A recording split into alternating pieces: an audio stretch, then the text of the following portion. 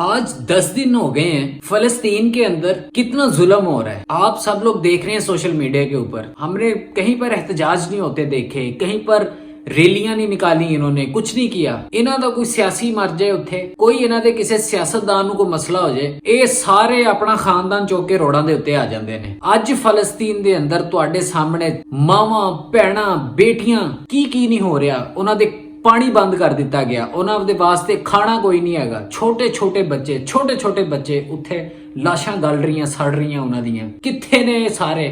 کوئی نہیں نظر آ رہا ہے گا. سب سو گئے ہیں, حکومتاں سو گئی ہیں, ٹھیک ہے, سارے بڑے وزیر مشیر سب سو گئے. صرف ڈالر تے وک گئے, سارے سب وک گئے. کوئی بھی نہیں زندہ دل اتھے ہے ہی کوئی نہیں. اس واسطے ہے بنایا سی مینوں اس گل دا جواب دیو کہ اتھے تواڈے کو مسلمان بہن بھرا دے نال ظلم ہو رہا ہوے تے تسی چپ کر کے بیٹھ کے دیکھدے رہو. اودا کہندے ہو جی اسی مومن. مومن اے ہوندا ہے مومن لفظاً اور اصطلاحاً اپنے وجود کے اندر.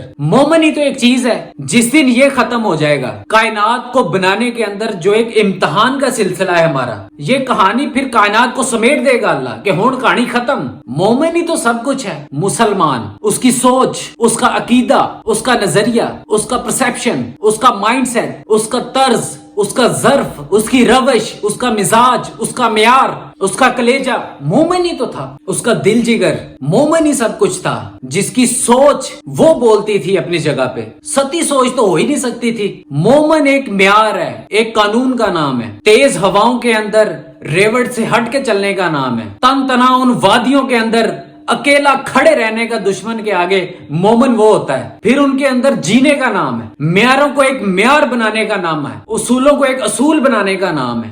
وقت کی تاریخ کو ایک تاریخ بخشنے کا نام ہے مومن. طوفانوں کے خلاف دیے جلاتا ہے مومن. تو ہم یہ کہتے ہیں جی ہم مومن ہیں. یہ مومن کہاں ہے؟ کون مومن نظر آیا؟ آپ مجھے بتائیں. مومن چھوٹی بات کبھی کر سکتا ہے؟ مسلمان 2 روپے کی بات کر سکتا ہے؟ آپ مجھے بتائیں. اللہ اکبر. اس پہ تو مر جانا چاہیے کہ اگر مومن چھوٹی بات کر دے. اس کا تو مزاج بھی اتنا بڑا ہوتا ہے, معیار اس کا اتنا بڑا ہوتا ہے. اس کی زندگی ہی ایک انسانیت سے ایک بڑی مختلف زندگی ہوتی ہے اس کی, جس کو یہ اوپر سے روحانیت نصیب ہوتی ہے. اس کے فیصلے, اس کی چال, اس کی ڈھال, اس کی باتیں, اس کی سوچ, اس کا نظریہ, اس کا لین دین, اس کی معاشرت, اس کی اخلاقیات. مومن کی سوچ, مزاج, عقیدہ, نظریہ, تھاٹ, پرسیپشن, تو یہ بصیرت ہوتی ہے, یہ گہرائی ہوتی ہے ایک اہل ایمان کے اندر کہ وہ بڑی گہری چیز ہوتا ہے. اصولوں کے لحاظ سے, ضابطوں کے لحاظ سے, فتنوں کو دیکھنے کے بعد مجھے اب ایک مسئلہ دیکھ کے مجھے اب سمجھ آتا ہے کہ اس کا مطلب کیا ہے. کہ حضرت عمر رضی اللہ تعالیٰ عنہ جس گلی سے گزرتے تھے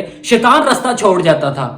اب سمجھ آتی ہیں یہ چیزیں ہمیں. ہمارے نظریے کو اتنی بڑی ہٹ لگ رہی ہے, ہمیں سمجھ ہی نہیں آ رہی وہ کہاں سے کس طرف سے ہمارے اندر مروبیت لے کے آ رہا ہے, کہاں سے مغلوبیت آ رہی ہے ہمارے کے اندر, کس جگہ سے تفریق آ رہی ہے, ہمیں سمجھ ہی نہیں آ رہی. ہمیں پتہ ہی نہیں ہے وضع, قطع, زمان, مکان, لہجہ, لفظوں کا ہمیں پتہ ہی نہیں ہے کہ کیا بات کرنی ہے, کس طریقے سے پیش کرنا ہے, کس طریقے سے منہ توڑ جواب دینا ہے ان کو. کس چیز کے حقوق آپ کے پاس نہیں ہے؟ کیا جانوروں کے حقوق آپ کے پاس نہیں تھے؟ وہ لے گیا. کیا پانی کے نیچے کے مخلوق کے حقوق آپ کے پاس نہیں تھے؟ ہمیں درس دیا جا رہا ہے اخلاقیات کا. ہیومن رائٹس چیمپئنز کو کہا جا رہا ہے کہ یہ دنیا کے سب سے بڑے انسانی حقوق کے مفقود کرنے والے لوگ ہیں. ہمارے اپنے ہی جنہیں سمجھ ہی نہیں آیا کس طرح سے کرنا تھا, کس وجہ سے بات رکھنی تھی, کس طریقے سے پیش کرنا تھا اپنے دین کو. میں اپنی بات کرتا ہوں, میرے اندر کتنی خامیاں ہوں گی, کس طریقے سے انہوں نے مکس کر کے.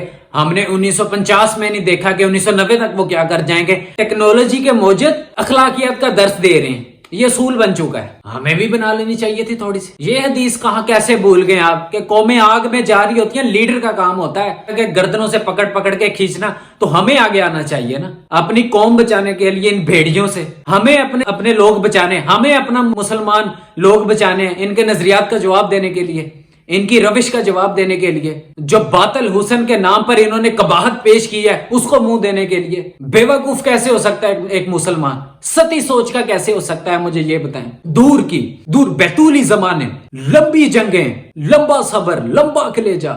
مسلمانوں کے بارے میں تو بات ہی یہ وائرل تھی کہ بھائی جان ان سے جنگ لوگے نا, ایک تو یہ لمبی لڑیں گے اور ایسا جواب دیں گے کہ تمہاری نسلیں یاد کریں گی. کہنا پڑ گیا نا, فارس سے ایک آدمی آیا دیکھنے کے لیے.